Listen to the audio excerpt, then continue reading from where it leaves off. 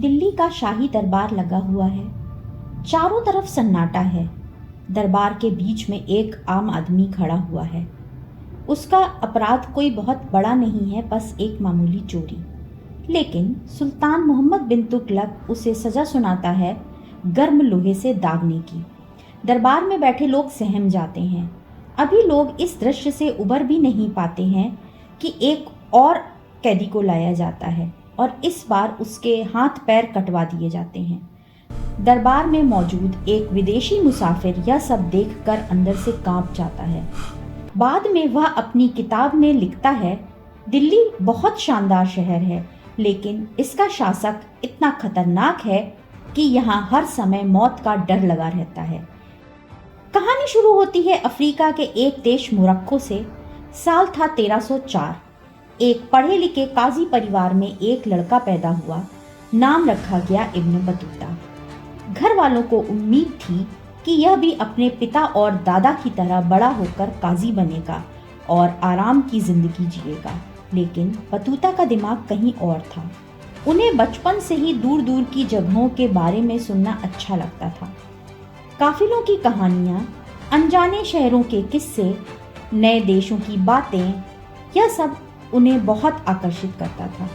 कहते हैं 21 साल की उम्र में उन्होंने फैसला लिया कि वह हज करने मक्का जाएंगे। आज के समय में यह यात्रा कुछ घंटों की है, लेकिन उस समय मोरक्को से मक्का पहुंचने में महीनों का समय लग जाता था। फिर भी उन्होंने तय किया, जो होगा देखा जाएगा। साल 1325 में सिर्फ 21 साल की उम्र में वह अकेले घर से निकल पड़े। यह यात्रा आसान नहीं थी। न सही नक्शे, न सुरक्षित रास्ते में डकैतों का डर, बीमारी का डर, भूख प्यास की परेशानी, सब कुछ था। मोरक्को से मक्का पहुंचने में उन्हें 16 महीने लग गए। लेकिन इस सफर ने उनके अंदर बहुत कुछ बदल दिया। उन्हें लगा कि दुनिया बहुत बड़ी है और अभी उन्होंने इसका एक बहुत छोटा सा ही हिस्सा देखा है। हज पूरा करने के बाद ज़्यादातर लोग घर लौट जाते हैं, लेकिन बतूता ने कुछ और ही तय कर लिया। वह घर नहीं लौटे। उन्होंने सोचा, जब निकल ही आया हूँ तो क्यों ना दुनिया ही देख लूँ। और फिर शुरू होता है एक लंबा सफ़र। वह बगदाद गए, ईरान गए, फिर मध्य एशिया। जहाँ जाते वहाँ की संस्कृति को देखते, लोगों से मिलते, नई नई चीज़ें सीखते। धीरे धीरे यात्रा ही उनकी जिंदगी बन गई। इसी दौरान उन्हें बार बार एक जगह के बारे में सुनने को मिलता और वो था हिंदुस्तान।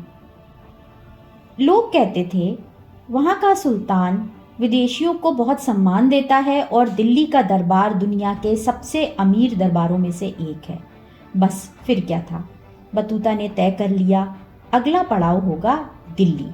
कई महीनों की यात्रा के बाद जब वह भारत की सरहदों के पास पहुंचे तो उनके साथ एक अजीब सी घटना हुई। जहां जहां से वो गुजर रहे थे, वहां के अधिकारियों को पहले से ही पता था कि एक विदेशी यात्री आने वाला है। बतूता हैरान थे, मैं तो अभी पहुंचा भी नहीं, इन्हें पहले से कैसे पता है?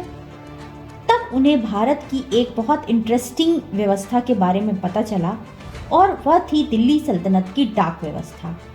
हर कुछ मील की दूरी पर संदेश पहुंचाने के लिए हरकारे तैनात थे।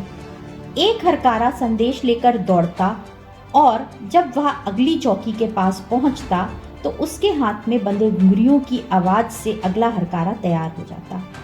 पहला हरकारा संदेश देता और दूसरा तुरंत आगे दौड़ पड़ता। इस तरह संदेश बहुत तेजी से एक जगह से दूसरी जगह तक पहुंच जाते थे। बतूता को यह व्यवस्था देखकर बहुत आश्चर्य हुआ। उनके अनुसार यह तरीका कई बार घोड़े से भी तेज खबर पहुंचा देता था। यही वजह थी कि दिल्ली के सुल्तान को भी जल्दी ही पता चल गया कि मोरक्को से एक पढ़ा लिखा यात्री हिंदुस्तान पहुंचा है। और फिर एक दिन बतूता को शाही दरबार बुलाया गया। बतूता थोड़ा घबराए हुए दरबार में पहुंचे, लेकिन जो हुआ उसकी उन्होंने कल्पना भी नहीं की थी। सुल्तान मोहम्मद बिन तुगलक उनसे बहुत खुश हुए। इतना खुश हुआ कि उसने वहीं खड़े खड़े उन्हें दिल्ली का काजी बना दिया। अब उनकी जिंदगी अचानक से बदल गई। जिस आदमी ने कुछ समय पहले अकेले रेगिस्तान पार किए थे, भूखे प्यासे रहे थे। अब उनके पास एक शानदार घर था, नौकर चाकर थे, घोड़े थे और अच्छा वेतन था।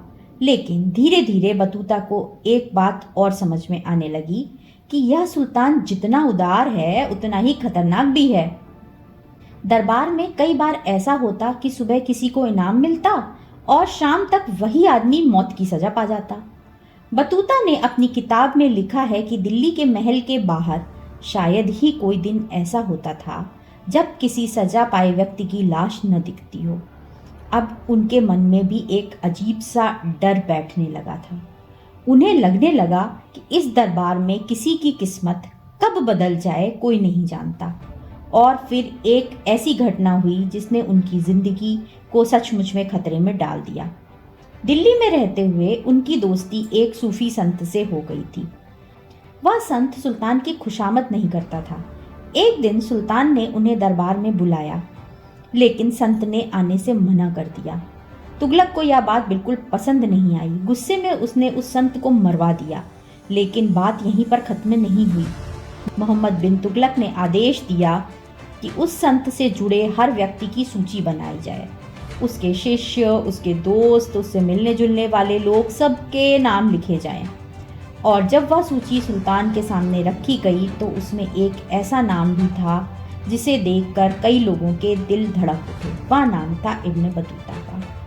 वही इब्न बतूता जो कुछ समय पहले तक सुल्तान के प्रिय काजी थे, अचानक शक के घेरे में आ चुके थे। दरबार में फुसफुसाहट शुरू हो गई।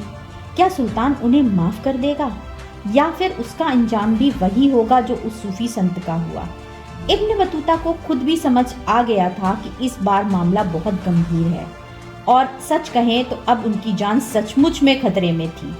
लेकिन असली सवाल यह है, क्या इब्न बतूता मोहम्मद बिन तुगलक के गुस्से से बच पाया, या फिर दिल्ली का वही दरबार जहां उन्हें इतनी इज्जत मिलती थी वही उनकी आखिरी मंजिल बनने वाला था? अगर आप इन सभी प्रश्नों का उत्तर चाहते हैं तो हमारे साथ बने रहें। हमारे वीडियो को लाइक करें, हमारे चैनल को सब्सक्राइब करें और आगे की कहानी हम देखेंगे अगले भाग में। नमस्कार।